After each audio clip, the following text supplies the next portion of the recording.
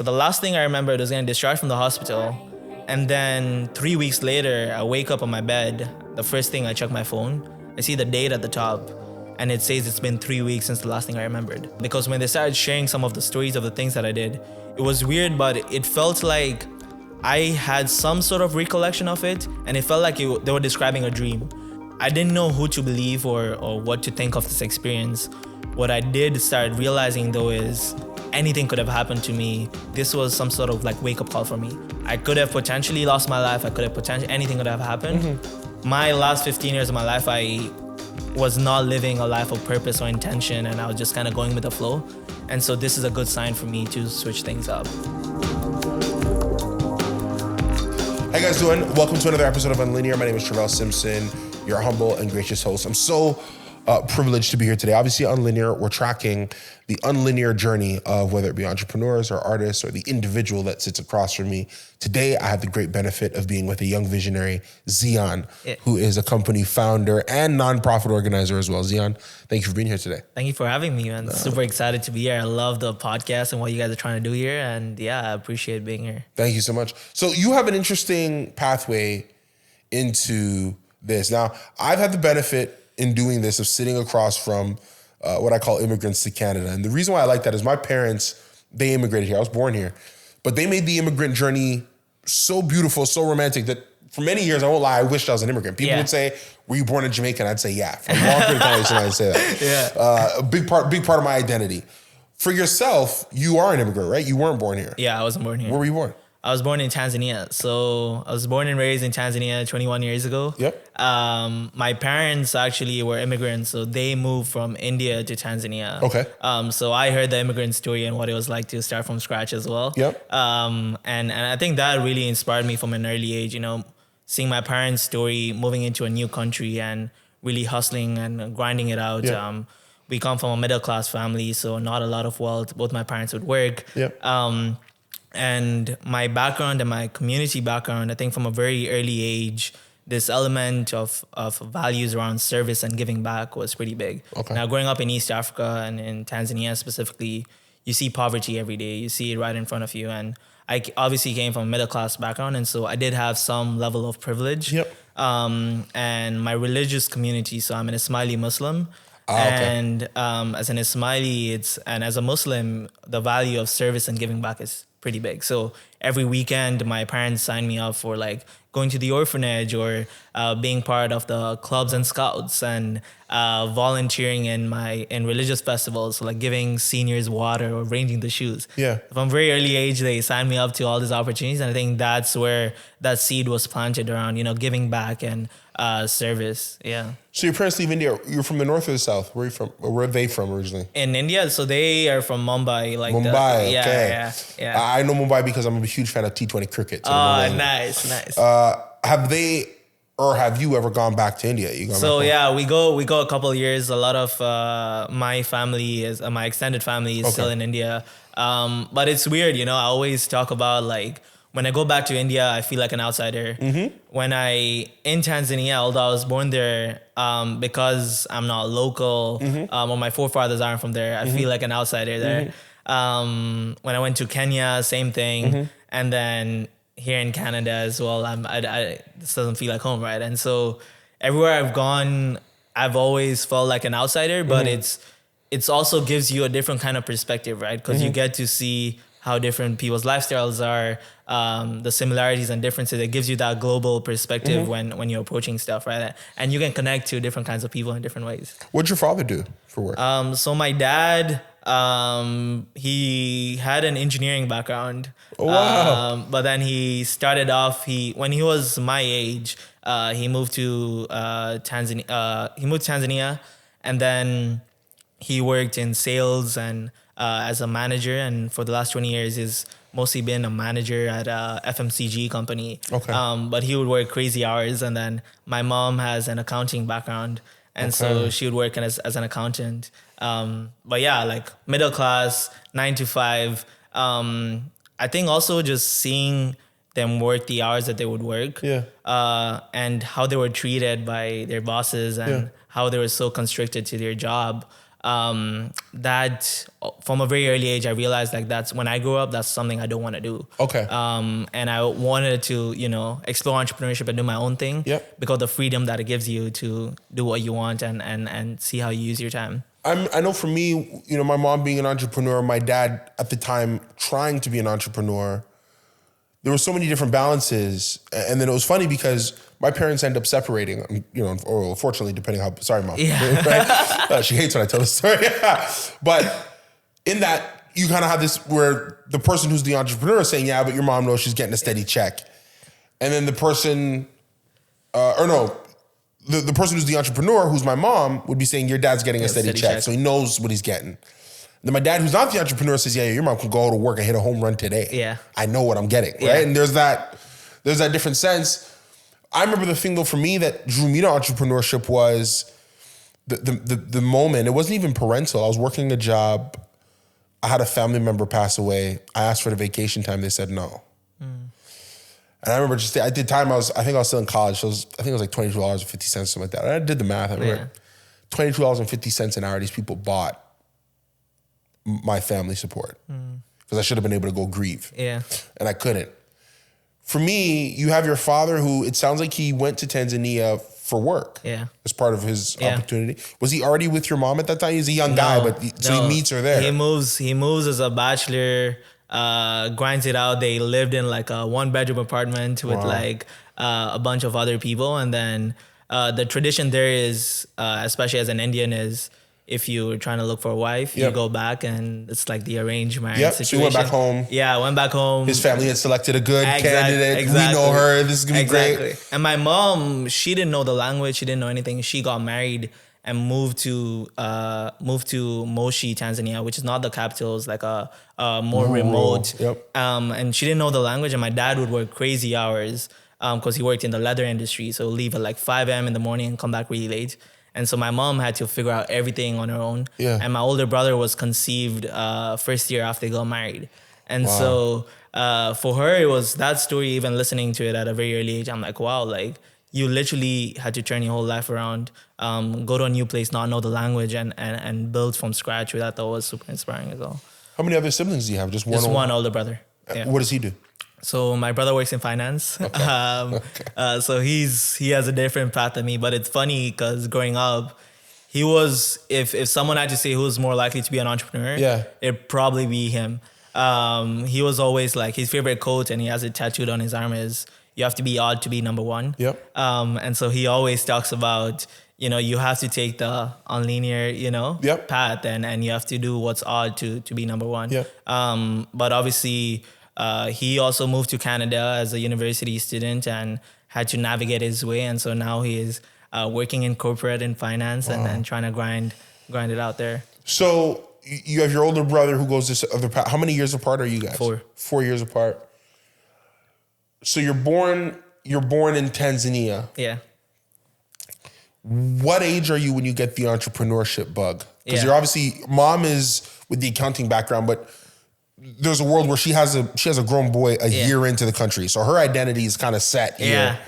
So Papa's the one who's going out and setting this tone. When does the entrepreneurship bug hit you? So when I was 15, I had the chance my older brother goes to boarding school. Yeah. And he finishes 2 years there. And he tells my parents that you should send Ziyaan earlier when I was in grade 9. Because he can get the full boarding school experience. And by the time he's done, he'd be set up really well. Okay. So moved to boarding school to Kenya when I was 15. So your brother goes to Kenya first. Yeah. 4 years older. Yeah. How long he's there for 2 years? He's there for 2 years. He comes back and says, look, guys, I just went through this thing. I'm telling you, Ziyaan would love it. We got to get him out early. Get him out of Moshi. Let's bring him to Kenya. Exactly. At that point, you're kind of a young guy. What's that? 15 is what, grade? Grade 9. Grade 9. So you don't really know what you want to do yet. You're just trying to find your way. And to do anything, they send you to Kenya. Yeah. So you leave your family. Yeah, I leave my family, go to Mombasa, Kenya. It was 10 hours drive away from home.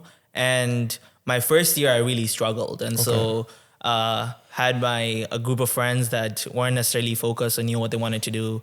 My grades weren't the best. I was still trying to figure out this new system, staying away from home. Yeah. I remember Was it all boys school? No, That's no. a problem. Yeah, no all boys school. No, I would never do that. I was just gonna say when you say that I had a crush at the time, and she never liked me back in my first year. Oh yeah, bad grades can't focus. Where is she? And so yeah, after my first year of school, it was weird because on the last day of my first year, there was a dengue fever outbreak. Whoa! And it was funny because everyone on my floor got it. And I hadn't got it until the last day. Okay. And I was making fun of my friends. I'm like, yo, you guys got it. Like, I have a good immune system and stuff. And then karma does this thing. I get it on the last day of school. And because it was the last day, we had to travel back to our homes the next day. And so I didn't get proper treatment for it.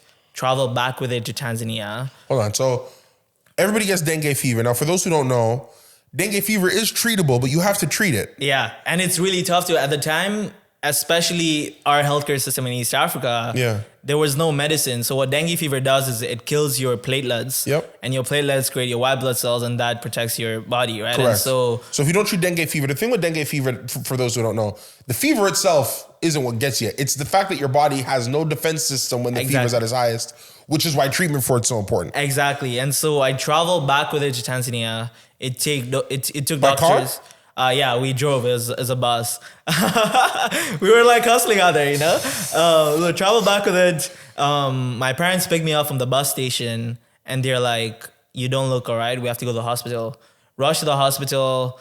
It takes doctors at least a week, so they kept saying it's an infection, it's something else. Because you have dengue, they have no idea what you caught on the bus. And there was no outbreak in Tanzania at the time, right? So they didn't have anything to refer to. And then it takes them a week to figure out. It got to the point where they said if my platelet count dropped any lower, my organs would start bleeding. And so they rushed me into the hospital. I was admitted there for a week. And then from the point of getting discharged, so I eventually recover. Everyone's happy, like I'm good now. Ready. How old are you at this point? Because you went to boarding school at 15, or? So I went when I was 15, but because I'm a late baby, I'm an October baby. I was still Got it. And so still 15. And then it takes doctors a week. I get discharged from the hospital, and then it's weird because from the point of getting discharged up to the next 3 weeks, I go into this phase where, from what people say, so I have no recollection, but from what people say, I was acting hypersexual and hyperactive. And so I did everything from the stories I heard at the mosque. I just stood up and started singing and shouting. Apparently, every time I would see a girl, I'd just randomly go and hug her. And I did a bunch of like crazy things. You were consciously unconscious, is essentially what you're Exactly. And so I was doing stuff, but I have no recollection. Do you remember getting discharged? The last thing I remembered was getting discharged from the hospital. And then 3 weeks later, I wake up on my bed. The first thing I check my phone, I see the date at the top, and it says it's been 3 weeks since the last thing I remembered. So I was really confused, and my first reaction was like, yo, why is my phone acting up? The calendar is wrong. So I'm trying to fix the calendar, and then I go on my social media. I see something's not adding up, and there's all these messages I've sent. And so obviously... So you were talking to people, living your life. I was literally doing stuff, yeah. So to everyone else, they think you're just acting different. Exactly. They think like I'm crazy, basically, or like... and so... Yeah, 3 weeks. Medication? Did they give you any medication when you were discharged? So there's a bunch of medication. A bunch of medication, and everyone had a different theory. So call my parents, they rush back home. They tell me, their first reaction was, they were relieved. They're like, okay, Ziyaan's finally asking questions, like he knows something is wrong. Yeah. So they were relieved, and then they started explaining to me, and they're like, the doctors that treated me for dengue say that could have potentially affected my brain functionality, and that's what caused me to go into this phase. We went to a psychologist. She misdiagnosed me at the time for bipolar disorder and said I went through a manic episode. My parents were religious, so we went to religious priests. They thought I was possessed. And we went to like a Reiki master, and she said my chakra for like sex Reiki was Buddhism, like misaligned. Reiki's Buddhism, yes. Yeah, exactly. And so everyone had a different theory, and I just wake up and everyone's telling me all these things, and I'm like, I was so confused. Because when they started sharing some of the stories of the things that I did, it was weird, but it felt like I had some sort of recollection of it, and it felt like they were describing a dream.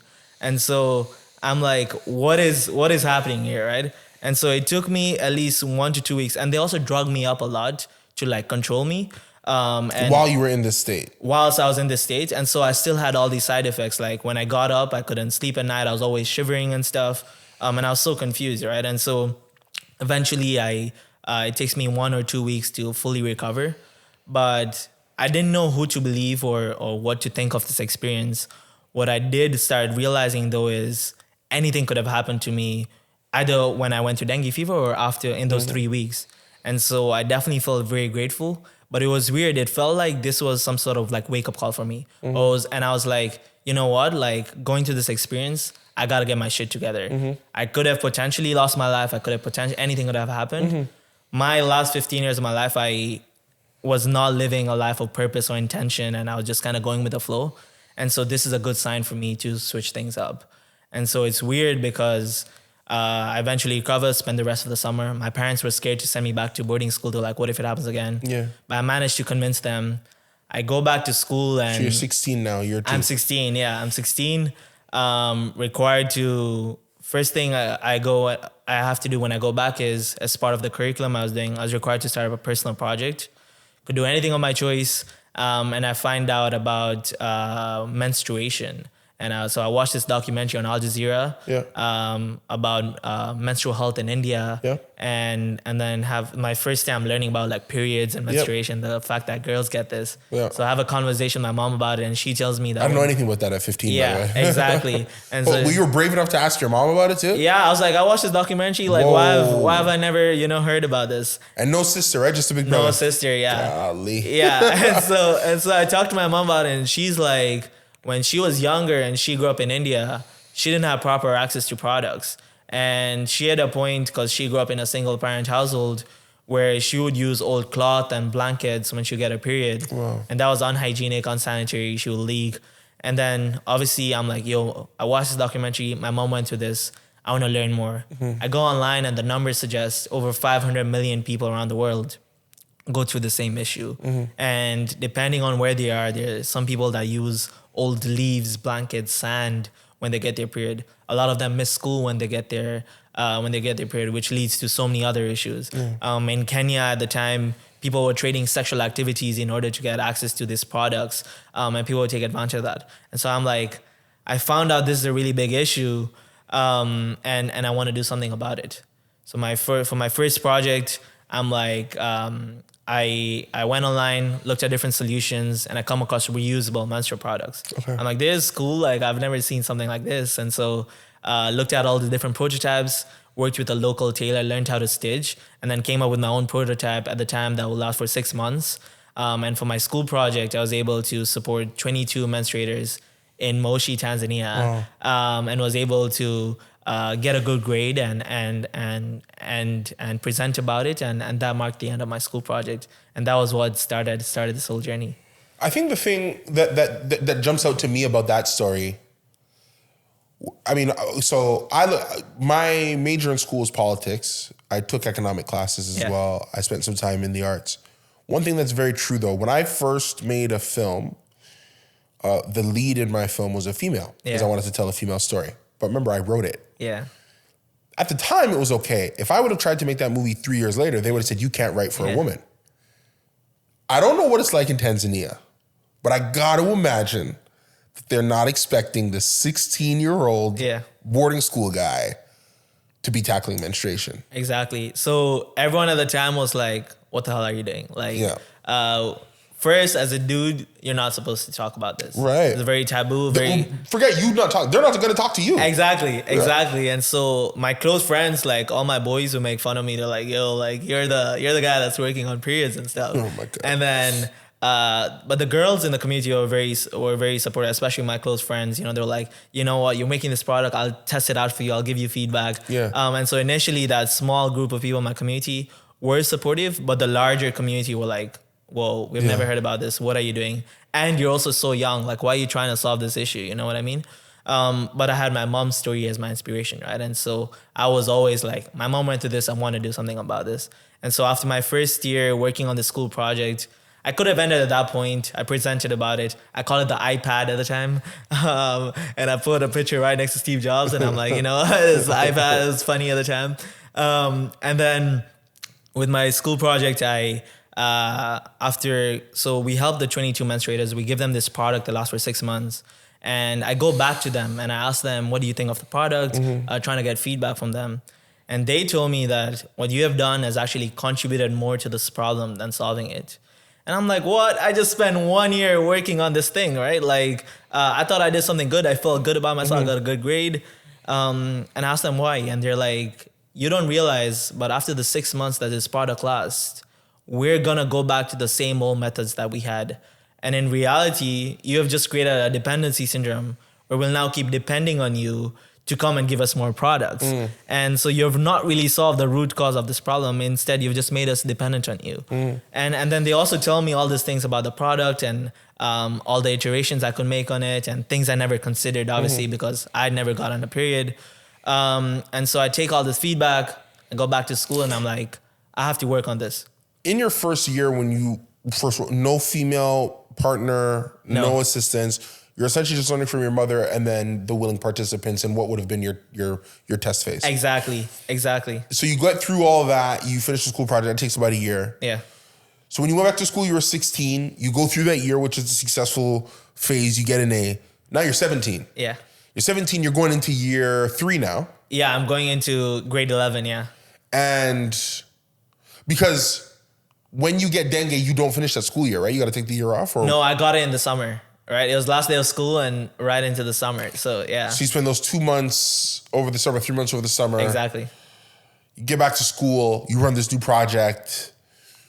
You're 17 now, and you've gotten feedback that, look, this is a spark, but there's a fire on the back of this that you're going to kind of want to be careful. And this whole time, no female partner, no female executive? No. Okay, what happens next? So most entrepreneurs at that point, they're like, you know what, I'm done with this. Got a lot of bad feedback. I have no funding. I don't have a team. Like, I don't know what to do. But for me, I'm like, the only way I can make this work is I can't do this alone. I need a team. Yeah. The first thing I do, go back to school. We hire a group of volunteers. First team, 7 to 10 people. Wow. We have girls on the team. It's a big staff to start. But we're all volunteering, right? And so and we decide still a lot of egos. Yeah. Still a lot of egos. Yeah. We decide we have to change 2 main things. So one thing that we changed was the product itself. We worked with a local group of women with disabilities that knew how to stitch, and they were making reusables as well. And we collaborated with them and we changed our product. So now our product lasts 3 years, 100% biodegradable, extremely cost effective, and embarrassment free. The product also, in addition to just the pads, it includes pairs of underwear because some of these groups don't even have underwear to wear. So we include underwear, include soap to actually wash these products. We include a waterproof bag. And it comes as a whole package now. And we change a lot of the things on the package that we heard feedback from the communities. Second thing that we change is our approach. So we're like, now instead of just going into a community and giving them products, first we'll go in there, do a needs assessment, understand their context and build a relationship with them. The only way they'll actually want to work with us is if we have a relationship.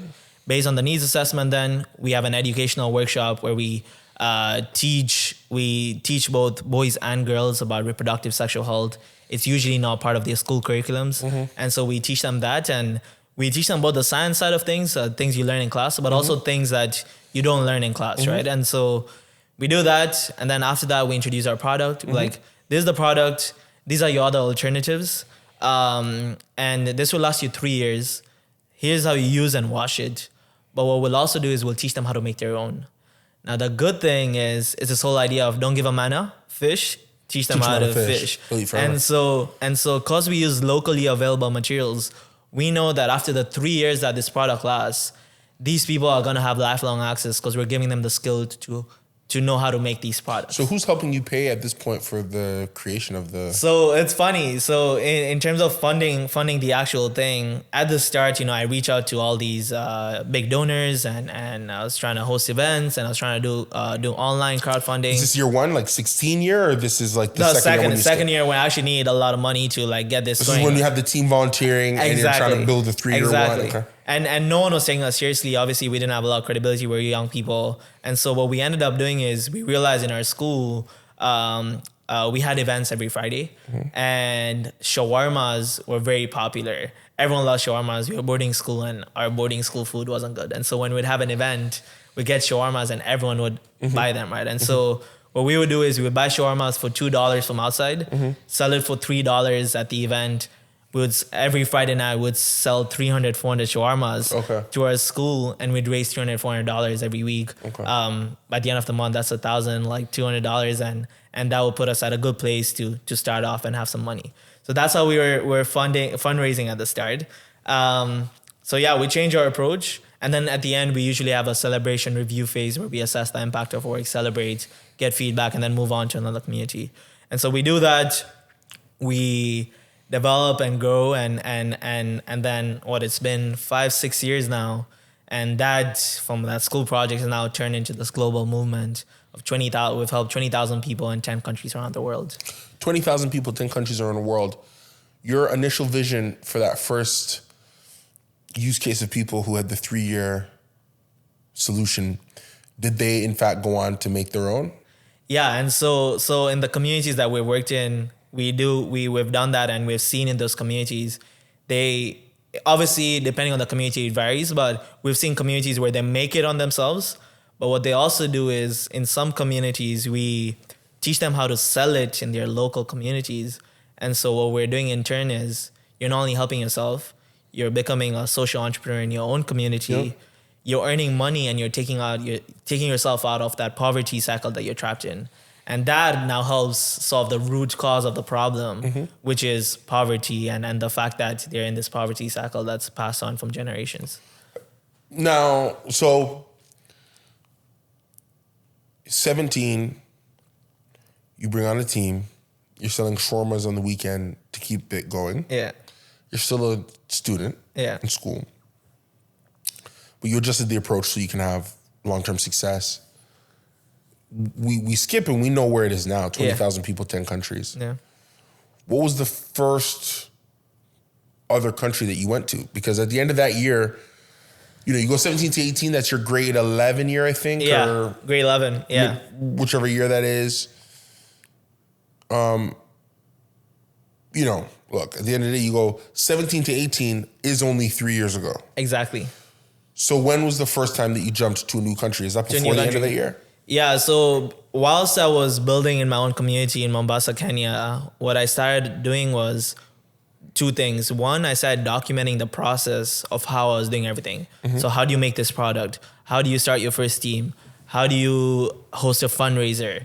How is it that you approach a community? I came up with all these documents, not knowing that this would be very helpful for me more long term. And the second thing I started doing was I was documenting my work on social media. Okay. So I started posting on my personal social media. We created a page for it.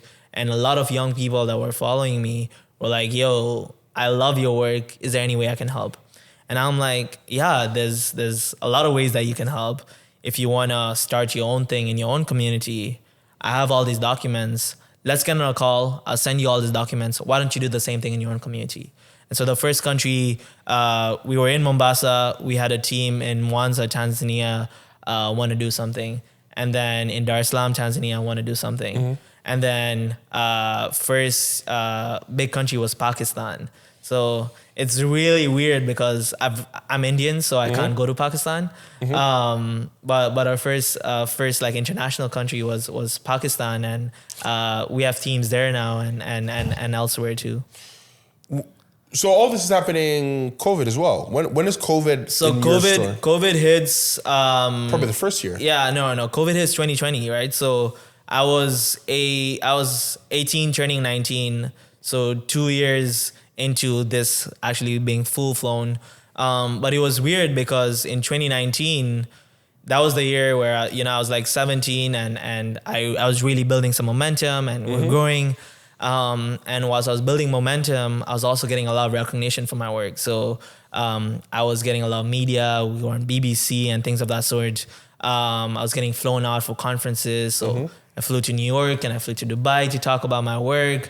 And so getting all this recognition And I feel like every entrepreneur has that 15 seconds of fame when they're starting off, right? Yeah. And so I was having my 15 seconds, and then COVID hits and things take a slow. And so our numbers at the end of 2019 were 500 people. COVID hits, and I'm like, I'm doing all this media, and I was evaluating how I'm spending my time, and I'm like, a lot of the time I'm spending is talking about my work versus actually doing the work and building my craft. And so I'm like, you know what? We have to change this approach. So right before March 2020, we secured a big deal with a bank in Kenya. For the products? For the products. Okay. We secured a big grant of, I think for us at the time it was very big. We got like $12,500. Wow. And as part of that, they had committed $500,000 over the next 5 years. Okay. And so it was a start of something bigger, right? And so we get all this money, but COVID hits and we're like, shit, we all have to go back home. Schools are closed. This issue is only becoming worse. What is it that we can do?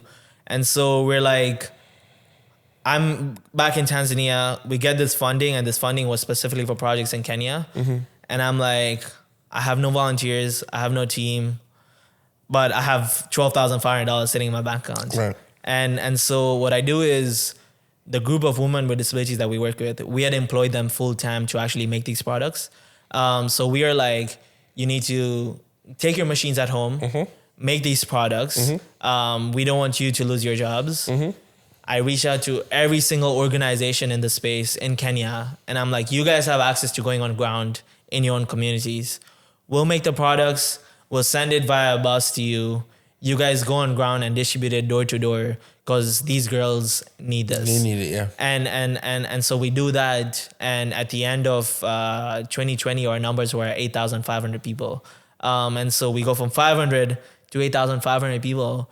And the main difference was, yes, we got the funding, but in terms of how I was spending my time, I had taken a lot of steps back in terms of talking about my work. And that's something I realized, especially in this space. There's a lot of these activists that are always like, always talking. Because you got to sell it. The thing is, when you're an activist, business person, you can't just sell the balance sheet. You got to sell the dream. Exactly. And so, yes, but I realize there's a good balance in terms of talking about your work versus actually doing the work, right? And so I could have gone on that same trajectory of like, I'll help 500 people, and for the next 5 years, I'm just going to talk about how I helped those 500 people. Or I could have used this recognition and funding I was getting and platform that I was having to really put in the work. And we went from 500 to 8,500, which is more than 10x, right? And so noticing that difference was also pretty big, yeah. Now, this is a nonprofit, I'm assuming. Yes. So you leave the boarding school, when do you graduate? Yeah, so I graduated in 2020, COVID year. Yep. I watched my graduation on Facebook Live when I was in my shorts in my bedroom. So that was fun, but COVID hits and I get a full ride scholarship to come to UBC. And UBC? Yeah, UBC, so okay. Vancouver, yeah, right? There, yeah. And so for me, my first year was online, obviously during COVID. And then 2021, February, I moved to Canada. Yep. And I still continue a lot of the work that we're doing. But I just moved to Canada. What I realized though, because during COVID, a lot of people took a couple steps back to like really take time to rest. But for me, I'm like, I have X many more hours. I'm going to double down. Yep. And so I grinded out and hustled during COVID. But when I moved to Canada, I realized I came a little burnt. And so when did you move to Canada? 2021, February. Oh, sorry, you did say that. February 2021, you was to come here. Been here for 2.5 years. Exactly. You were already doing the nonprofit side of things. The nonprofit side of things. Exactly. But your thought was to come here and burn yourself out more.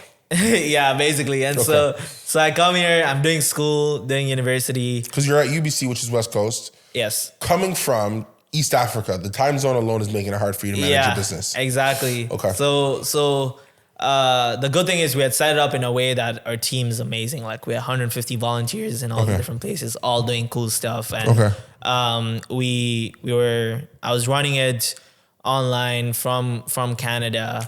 And I'm doing a business degree. And so whilst I was building that out, I slowly started seeing, my end goal was not to run a nonprofit. I knew I needed the money. I didn't have a lot of it when I started a business. And so I'm like doing my business degree, and I'm obviously entrepreneurship 101, you got to find a problem. So I looked within myself and I'm like, in this last 6 years, what problems have I come across? Yeah. I had two options. One, I could have turned this nonprofit into a for-profit venture. And Which I'm surprised you didn't actually. yeah, and I could have started selling these products, but I started realizing that Even if you sell them institutionally, World Vision buys up a couple billion, 10 packs, buys you out just to keep you out of the market. So I could have done that, but then because I'd worked 6 years, and for the last 6 years that this whole thing was my whole identity. Yeah. I was like, I'm still young, and my definition of success is I need to maximize learning. And so me turning this into a for-profit, it just felt like it'd be too in my comfort zone. Okay. And I wanted to start something new. And so earlier this year, when I was looking for problems to solve, I realized in the nonprofit space, sustainable sources of funding was a big issue. All of them are struggling with, sustainable source of funding. And because of the platform I created, I had access to a lot of big charities and organizations. Okay. And so earlier this year, I broke down that issue further, and I realized from my conversation with the charities, it was coming down to two main things. One was donor retention rates. And so donor retention rates in North America are less than 20%. And the second thing it came down to was almost 50% of the charities I talked to, and a report that came out this year, were dissatisfied with their engagement with microdonors. So 18 to 30-year-olds that give $1 to $10, $1 to $100. And so I'm like, how is it that I can use technology to solve this issue? Took a lot of time to spending consumer patterns for 18 to 30-year-olds, and eventually got into the Next Canada program, which I spent the summer in here in Toronto. And I managed to build a platform that primarily works with these organizations to improve their donor retention by empowering their donors through cashback rewards and spare change roundups. And so how it works is, let's say you give to For the Menstruator, right? Yep. We work with For the Menstruator, reach out to you and be like, hey, we have come up with a new and innovative way to give. And you can get cashback rewards whilst you give back as well. And you create an account, link your credit card, set up your donation settings. Let's say you want to do $10 a month. And then with every transaction that you do, it will round up to the nearest dollar. Okay. Yeah. I'm following it. So the cashback rewards is that for every transaction you do, it rounds up to the nearest dollar? So there's spare change roundups and cashback rewards. Yes. With every transaction that you do, it'll round up to the nearest dollar until you hit the $10 mark. Okay. And then if you shop at any of our brand partners, so far we have 30 plus brand partners like Sport Check, Canadian Tire, and so forth. If you shop at any of them, they have put in all these offers, let's say 1% cashback. Let's say you spend $100 at Canadian Tire, you get 1% back. You get a dollar back, and with that dollar, you can decide to donate it to For the Menstruator. Got it. And so your brand partners are essentially giving you the opportunity to procure additional donations. Exactly. And for them, the value prop is it's a low customer acquisition cost, and they're also able to say we're supporting X, Y, and Z. Yeah. And so what we're really envisioning is a world in which we're really creating this circular economy in which with every transaction that you do, you're giving back, and it's all unique and frictionless, all automated. You don't even realize it's happening. Yeah. So we use something called card linking technology, where once you link your credit card onto our platform, you don't have to come back and do anything. It's if you shop in person or online, it all happens on the cloud, all automated. Yeah. And what is your vision for the Menstruator now? So I've taken a couple steps back from For the Menstruator. The good thing is we have an amazing team of volunteers that are running it and doing the amazing work on ground. Okay. Because I would imagine it's hard. You're out here in BC. You can't ignore the fact that at the end of the day, it's going to go global, but it's an East African. Exactly. I wouldn't say I was actually surprised. So when I moved here, the numbers here are actually pretty bad. 1 in 4 menstruators don't have access to products in Canada.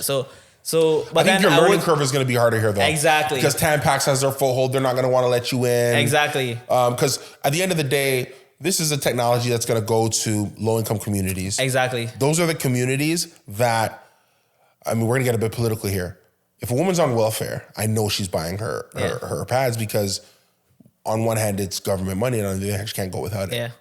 Now, that's a deeper conversation on if female products should even be for sale. Yeah. I don't know can't remember. I can't remember if this is just something I thought of one day. I don't know if they're taxed. They are. They're still taxed? Yeah. Oh my days. Yeah. See, even that. Yeah, it's a whole. It's such a thing, right? But I mean, I think it could be huge here. I think it could be massive in the States, 400 million people. But I'm a capitalist. Yeah. I think, to me, I don't know if you have a patent on the technology. This is something that is for a greater good. Yeah. Without a doubt. Exactly. The great ignorances of our society is the little we talk about. Yeah. Sex. Coming over, I can't tell you how many family members who were mothers of children. Yeah. Literal mothers of children. And this wasn't through what they claim to be, and I don't want to get too far, any form of sexual assault, but mothers of children who simply didn't know how it happened because nobody talked about sex. Yeah. Young women who didn't know what a period was because, what do you mean? So what I love about what you're doing is the education component. That's the real key. Yeah. That we can give women an opportunity to demystify being a woman. Exactly. Especially as a man doing it, it's even better because now I'm also involving the guys and I'm like, which is helpful. You have a sister, you have a friend, you have a partner, you have a mom. They go through this issue. You guys need to be champions. How long do we let our society tell the joke of a girl's on her period, stay away from her? Yeah. That's the joke. Yeah. At least in the Western world. Yeah.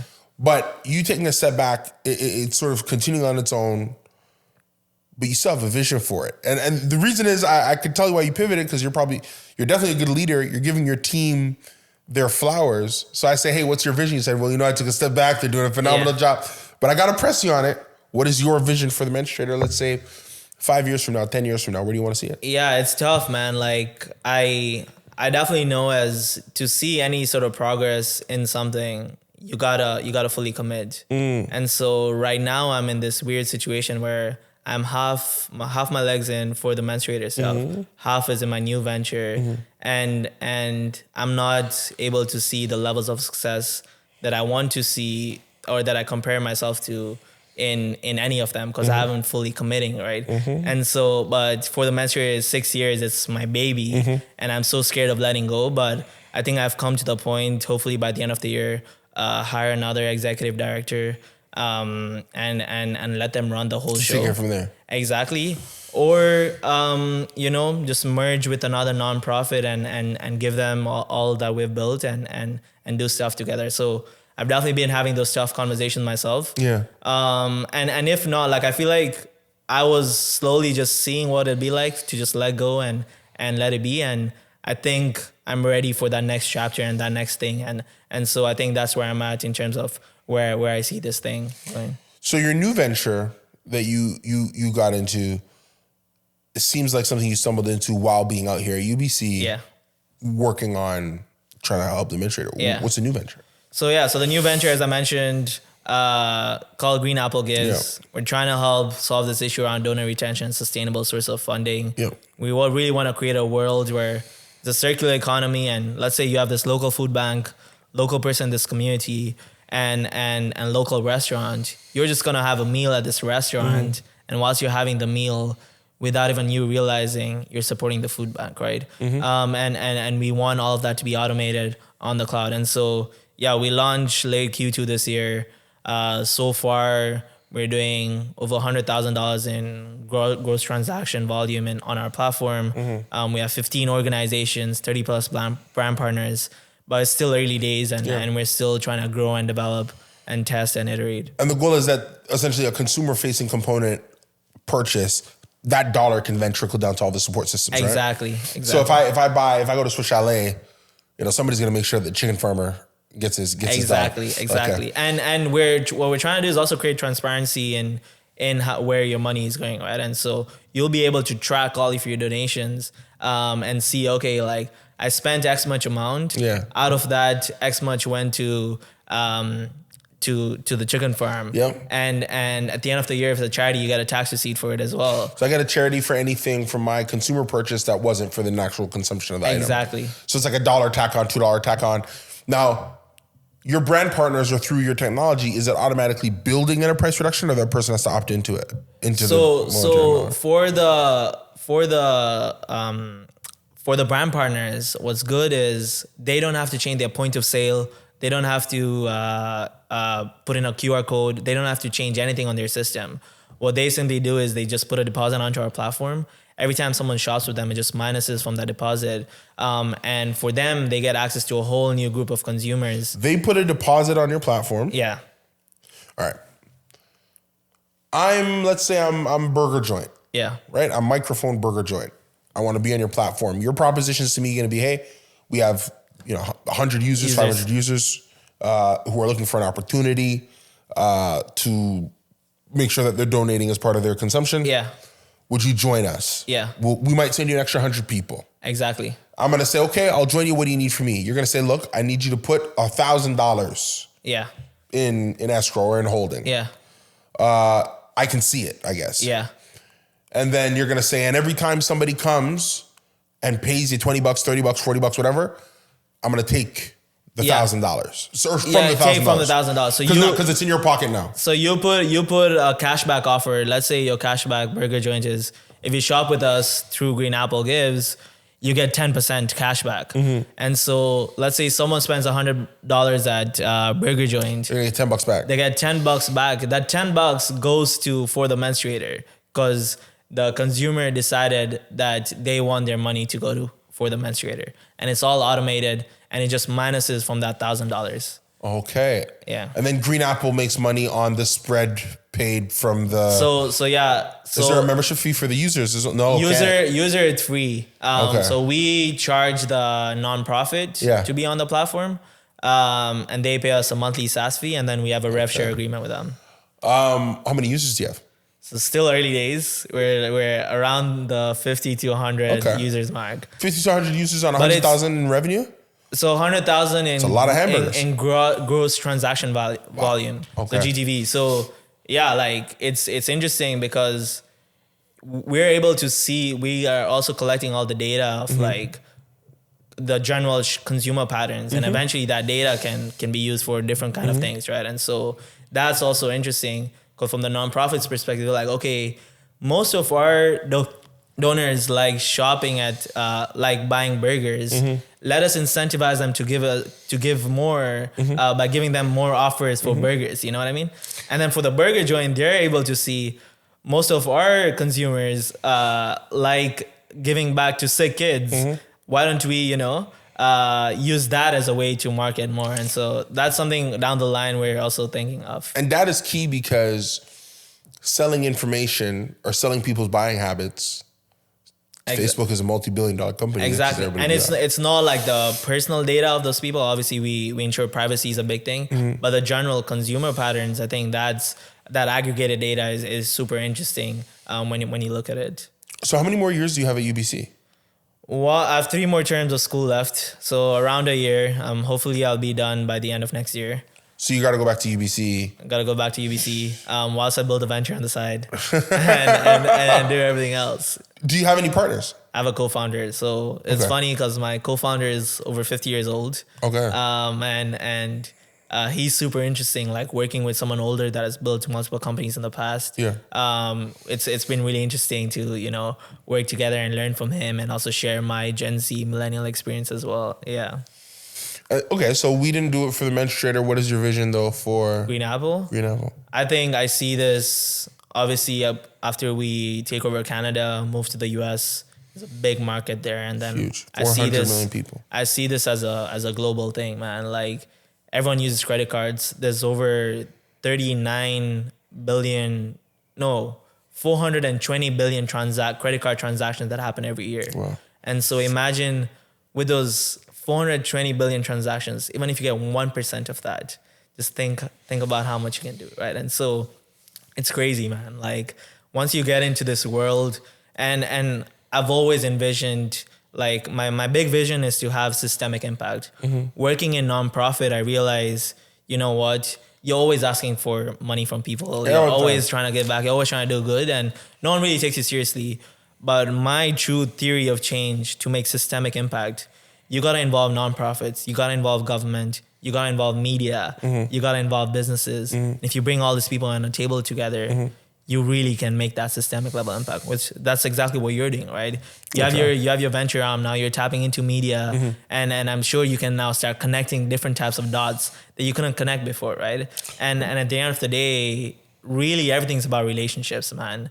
And so even though I may not be in government and media and business, I could know people that are, and then we're able to really do good stuff. And I think that's what I'm really working towards for myself. I mean, I still have a theory that your older brother is going to leave his cushy finance job, come on over to the Green Apple tribe, and maybe be your head of your CTO or something, or your CFO, head of making sure that you keep the accounting going good. But what I find interesting. Look, you have a co-founder, which is probably important, probably helps you raise money, to be honest. Yeah. When I was at a startup, the conversation that I used to have over and over and over again, it used to piss me off. Yeah. Was people who wanted to join our board to add seasoning. Yeah. All these interesting words. Yeah. I can't imagine that you didn't have those same conversations. Yeah. What is that like? Because for those who don't know, when you're like, it's one journey to get an opportunity to give the pitch. Yeah. But that's just, it's PowerPoint presentations, that's emails. You can kind of hide who you are. Yeah. Not hide it, but you know what I mean? Nobody looks at the picture. Okay, name, I don't know. Say, okay, who cares? Yeah. When you're in the room and it's live bullets, it's a second sales job. Yeah. And a lot of people struggle at that. Yeah. What has that been like for you? Yeah, I think so. My co-founder and I, we have really interesting dynamic, and something I was very careful. We had a lot of conversations on what that dynamic's gonna look like. So one, from an equity perspective, he put in a lot of money into the company. I didn't have the money to put in. So we ensure that I do feel from an equity perspective as enough of a co-founder. Gotcha. Two, in decision making, we have our roles and responsibilities set up in a way that there's certain things I'm good at, nonprofit side of things, dealing with them, the impact, marketing, all of that stuff. I'm in charge of that, and I have final decision on those things. I get it. And he's good at cashback reward side, working with brand partners, that side of the business, all the financials. That's what he's good at. And he's capitalist. Exactly. And so we really balance each other out really well. And then when it comes to talking to investors and stuff, it's funny because I do all the pitches. And so I think I have a really unique story, and I love public speaking and storytelling. And so I love pitching. And then when it comes down to questions and we're talking to investors, depending on what side of the business the question is on, we take it that way. Take it together. But both on outside looking in, but also within ourselves, we ensure that it doesn't feel like, oh, just because he's 2 times older than me, he feels like he has to make a decision. There's that equal feeling for sure. So what do your parents, or specifically, I guess, your father, think about the menstruator, that's in this backyard. Yeah. But they send you, I can't imagine this is what they imagine when they sent you to boarding school. Yeah, I don't think they ever saw this as part of my plan. I don't think they ever thought about this when I was sick, because when I was sick, when I got back, a lot of people around me say your mom was worried, you never get out of this, and she would see her crying in community events and things. And like you said, they thought you were crazy. Exactly. And so from that to all the opportunities I've had the privilege of getting now, I think they're definitely very proud, but I know I haven't even scratched the surface, and there's a big vision that I'm working towards, right? And so a lot of the times they don't even understand half the things that I'm doing, but they know whatever I end up doing, they trust that I'll be all right, right? And they're always supporting. They always, no matter what it is, I'm always on my mom's Facebook feed. She's always sharing my stuff, and yeah, they're really proud for sure, and always supporting. Are you still a practicing Muslim? I am a practicing Muslim. Do you find it hard? I remember when I was, so obviously from my own non-denominational Christian upbringing, doing business, I started just to find very tough. Yeah. Because morality doesn't exist in the boardroom. Yeah. How has that been for you to balance? I only say this because I imagine doing business in Tanzania is a different jungle than doing it out in BC, Yeah. And look, business is this type of thing. It's always evolving. There's more than one way to do it. But you kind of cut your teeth and have a successful flag planted one place. So you kind of think you know how to do it one way and that's the way we're going to get it done. And then now you're operating in a totally different jungle. Yeah. What has that been like for you? I don't know if it frictions with your faith. Maybe that's not the way, but I'm very curious how you balance being in these two culturally. No, 100%. Yeah. It's something I actually haven't thought about a lot, you know. Okay. For me, being Muslim is like my whole identity growing up. Like my friends are all Muslim. Like we're at the mosque almost every day, like playing football after. Like and so going to the mosque is what anchors me. And it's when there's all this chaos and all these tough decisions to be made, I know at the end of the day I have a place to go and I have a community to go back to, right? Yeah. And I would say being an Ismaili Muslim, we are more on we're not as conservative in terms of some of our values. Okay. And we really promote like innovation and best practices and all of these different things. I don't think I've still been in a tough situation where I've had to question my morals. I'm sure I probably will. There'll be a lot of situations where I probably will have to make some decisions there, but so far it's been a great anchor for me. Yeah. And it allows me to block out all the noise when at the end of the day, when you go to the mosque, even if you're a billionaire or if you're struggling to pay your bills, everyone's treated equally, right? And so that's something that I'm always reminded of. Which I love those. I mean, people have different views. I'm of the belief everybody has a God. Some people's God is what they see in the mirror. Yeah. Some people's God is what they see in the bank. Yeah. Some people's God is what they see in the driveway. Yeah. Some people's God is what they see in their bed, right? Yeah. So everybody has a God. And then you go through and you have these visceral experiences and they drive what they are. I say all the time, at the end of the day, we all think that what we believe is the reason for the dedication of our eternal soul. That's something you got to believe in. And there's always going to be these natural frictions with it. But it is still very spiritually giving and full of spiritual integrity to take those strong personally held beliefs and run down these global problems. Does that make sense? 100%. Yeah. I mean, it'd be one thing if you're like, hey, I'm going to be a minister of the nation, because I'm dealing with the people, right? But you've essentially taken all these private, personal, moral, spiritual compass perspectives, and you've said, I believe it when they say I got to treat my neighbor properly. Yeah. I believe it when it says I can't see a hungry man beg for bread. Yeah. And I'm going to pursue that. Yeah. I think that's why I asked so heavily about your partners, because so much of this is fueled by such a personal journey. It all starts at 15, essentially being dismissed. Yeah. Yeah. And what comes out of it for you is this, okay, every second is going to matter. Yeah. So let's just give it a go. Yeah. But what's funny is that you're still playing the party line because you're dual it, right? Yeah. So I did the menstruator, but I finished school. Yeah. I'm working on this new thing, but I gotta go back to BC. Yeah. It'll be so interesting I guess like I'm latching onto this part of the story because I identify with it so much. Yeah. But you'll have to excuse me. I'm almost using you for therapy right now. I'm so happy that I'm in finance now. And I'm 33. Some people would say, man, at 33, it's real good. I thank everybody. High five, much love. I started trading, I was 24. Oh. I could have started at 17. I tried. There was a stock I bought. Anybody knows my story knows it, but blah, blah. A stock I bought, guy wouldn't let me buy it. That's when I decided to do my own money. Could have started at 17.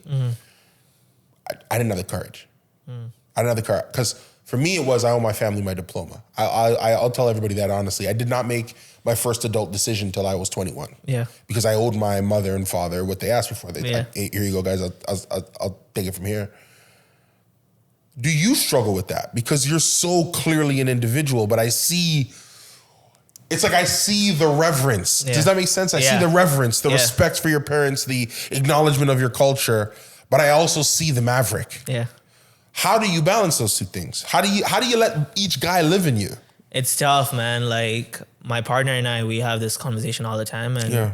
she's always telling me like it's so tough because there's a part of me that wants to do good and wants to change the world. Yep. There's a part of me that knows I have to pay the bills. I've had so many days where I've seen my parents struggle to, Yep. pay rent. Yeah. And so from that, there's this two sides of me, and I'm always in conflict, man. Because I do know if I commit to one thing, Yeah. the amount of progress that I can make is significant. Wherever you're going, you get there Exactly. in less than half the time. Like if I committed to making money, I know I'd be successful at it. Yeah. But I want to give back at the same time and make that impact because I don't know if tomorrow is going to happen for me, right? And so there's a lot of conflicting moving parts, and there's a lot of chaos, but I think that's where magic happens, man. Yeah. And for me, more recently, when I was younger and starting off, I was looking for all the peaks. And I'm like, I want to hit this peak. I want to see how high I can get, right? But every time I'd hit a peak, I'd also be taken as low. Yeah. And so more recently, as I'm growing up and I'm starting to see this world differently, and getting to meet all the different people, I started realizing I got to play the long game. Yeah. And the long game is I got to be patient. Yeah. And so because I've had the opportunities I've had at an early age, now I'm starting to see all of these moving blocks as small, like let's say these are different walls. And I'm slowly putting bricks in all these different things. And eventually when I build, it'll all make sense for the bigger vision, right? And so that's how I'm starting to look at it now. But again, like after this conversation, I'm probably going to go back and ask myself a shit ton of questions. And I'm always like, shit, man. Like I was literally telling my partner earlier this morning, it's like, I feel like shit. Like all my activist friends are right now at the UN, and they're doing all these cool things. But I'm out here like trying to build this business and do all these business things. But I know if I committed to the activism side of me, I would be at the UN delivering a speech right now. So it's always that conflict, right? And I always feel like I'm not doing enough. But I have to give myself grace and tell myself like I'm playing the long game, and that's what keeps me going. I mean, you asked me this when we first sat down on the pre-show. When I was younger, people said you have so much potential. That is a terrible burden. Because what you've told me is I can do anything. Which is hard. Because it's what you quiet, right? I remember, oh my goodness, when I was a student, but artistically or in terms of my entrepreneurship, I was making music. Music's a young man's game, so then I transitioned to making film. Film was its own thing. But at the same time that I was making film, I discovered finance. I'm like, oh man, I'm good at this. I can do this. I had seen Wall Street Money Never Sleeps with Shia LaBeouf and Michael Douglas, and I was on it, man. Nobody had ever told me how to do that stuff. And I'm looking at these guys in fancy suits, and at the same time, I used to be so in love with ancient Japan and ancient Japanese culture. So I'm studying this concept of ikigai. Ikigai says it's a balance of what helps the world, your mission, your passion, I did a TED Talk in 2020. The center of my TED Talk was ikigai. Literally, perfect. The Japanese concept of why they live longer, right? So for those who don't know, tell them, because this one cooked me for a while. What are the four tenets of ikigai? So your passion, your mission, your vocation, and did I say mission? You said mission, yeah. I'm trying to think what the fourth one is, but it's basically a combination of what is it that you love, what is it that you're good at, what helps people, what helps people, and what can you be paid for? And that last one, that paid for one, I think I've had 2 months sitting realizing some of the stuff I love does not pay me. I can't do it because it is not ikigai. And another person, for those, there's the chairman of 1FC, Chatri-san. He talked about that. Chatri was on Wall Street managing billions of dollars. The guy was rich, miserable. Miserable. He didn't have the other circles. Didn't have it, right? So, and he's like, I want to go back to, and literally Chatri says, I started 1FC. On one hand, it's a smart business. He says Asia didn't have a single sports media property that was of high value. we're here. So what's a sports media property? So for example, you have the NBA here, the NBA exports, but it's based here, $1 billion. I see. You have English Premier League soccer, native over there, exports, $1 billion. There was not a single sports property in Asia. One FC is his idea. So it's a good business idea. But the whole concept is like, I want to approach martial arts differently. I want it. It was reminding him of the training that he had from when he was a child because of the difficulty he had to go through. His father had left the family from just abject poverty. I would honestly, only because I'm getting the sense for the type of person you are, read up on Chatri. Chatri's story is going to blow your mind, right? But it's that same thing that when you're good at a lot of stuff, the hard day. Here's the thing. A lot of people, the world takes it away from them. For a lot of people. A lot of guys, they think they can play soccer, but they show up, they get cut, or they don't make the team. Or a lot of guys, they don't get drafted, or they don't go to train. The world takes it from them. The world lets them know you can't do this anymore. There's another smaller percentage of people where that's not what's going to happen to them. They will do just enough to keep it going. It will be up to them to have the discipline to walk, to then give of themselves fully to something. There's a period of time where you're taking things for experiences. Like I said, Chatri's the CEO of ONE FC. He did martial arts when he was a kid. He went to Harvard School, stayed with his mom in his dorm, lied about that, went to New York, all over the place. But when he tells the story now, he says all of that was so that I could be the president, chairman, and CEO of ONE FC. But it takes that. Because if somebody says, were you a good student at Harvard? He would say yes. Then if somebody says, were you great on Wall Street? He'd say I was awesome. Because guys and girls like that pursue excellence. You'll do it good enough to keep it going. I could have kept doing music, but it wasn't excellent. So I gotta go again. I could have kept making movies. Wasn't excellent, so I gotta go again. It is that ability. How much longer do you think you'll have?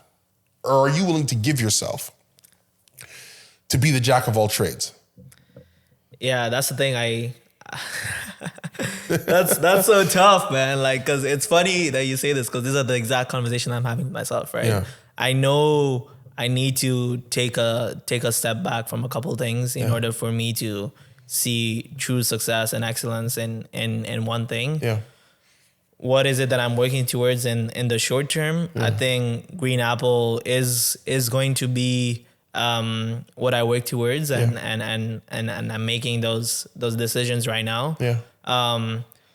The weird part is I still have to be in school to live here in Canada. So so I gotta, and they've invested a lot of money into me with a full ride scholarship. So I'm doing just enough to maintain that scholarship and go to class. I should be in class right now, but I'm here in Toronto. We can't hear this. And I'll make sure I finish that whilst I build Green Apple. And I've set those systems in my life to make it all work. But I know eventually I'm gonna have to commit.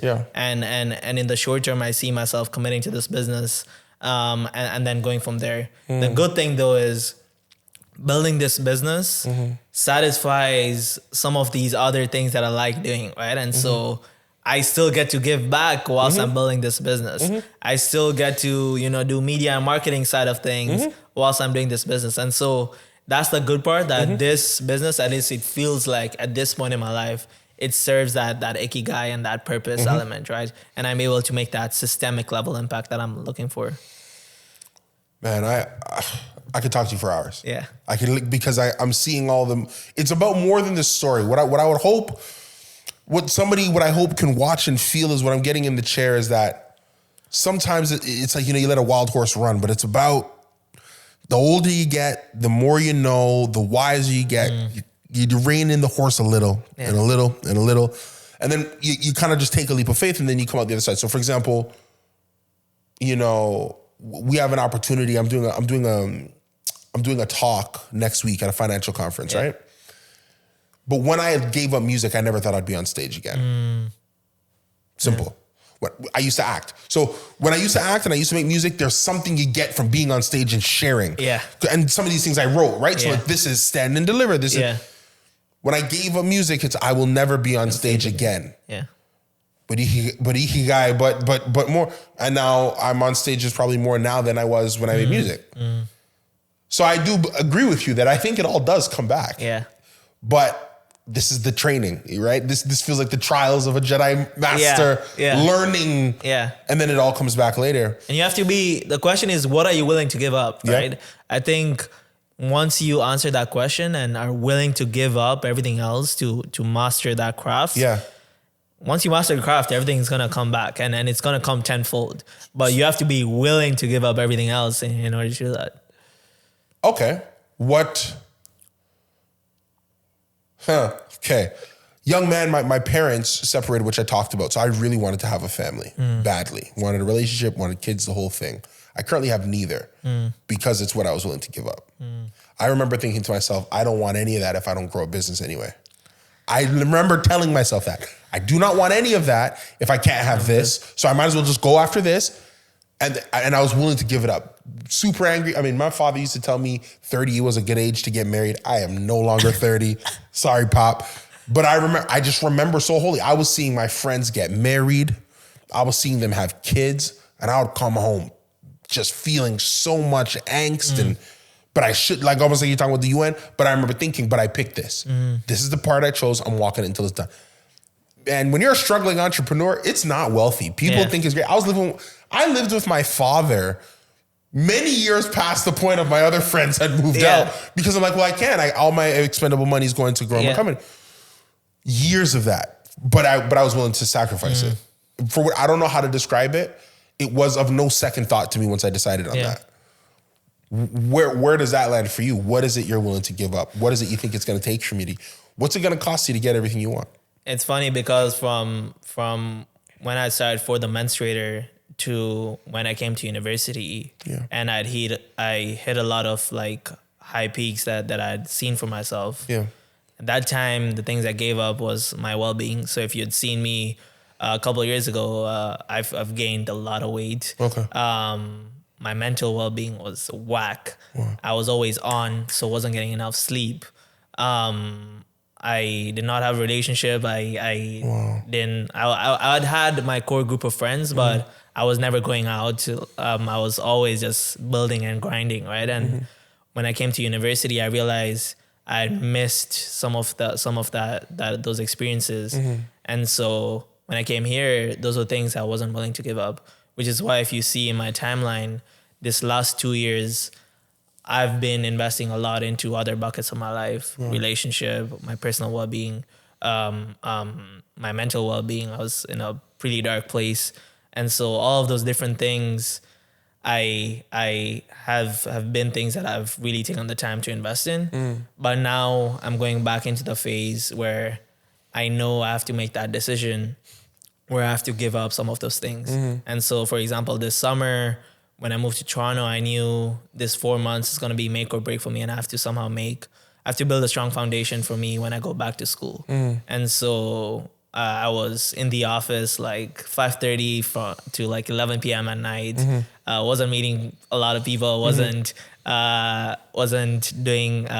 taking like going to the gym or anything. And so, but I consciously made the decision that I'm willing to give that up. The first time around, it wasn't conscious. It was, I didn't have that. Exactly. It was. And so when you have that intentionality, it's different, right? Because you know, okay, in this 4 months, I'm willing to give this up. And when the time comes for it, I will build all those different things.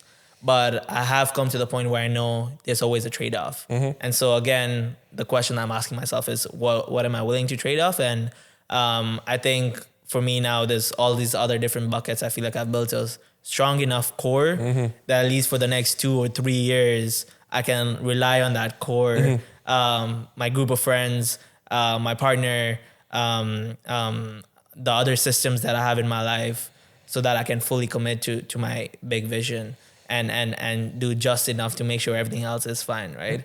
But it's tough, man, because it's like there's a part of you that like you want to take care of your health and you want to do all those different things, but like the only way you're gonna see X level of success is if you give something up, and it's just like, what are you willing to trade off? And it's tough. It's really tough. Man, if anybody had the answer, then everybody would do it, right? They would pre-pick it.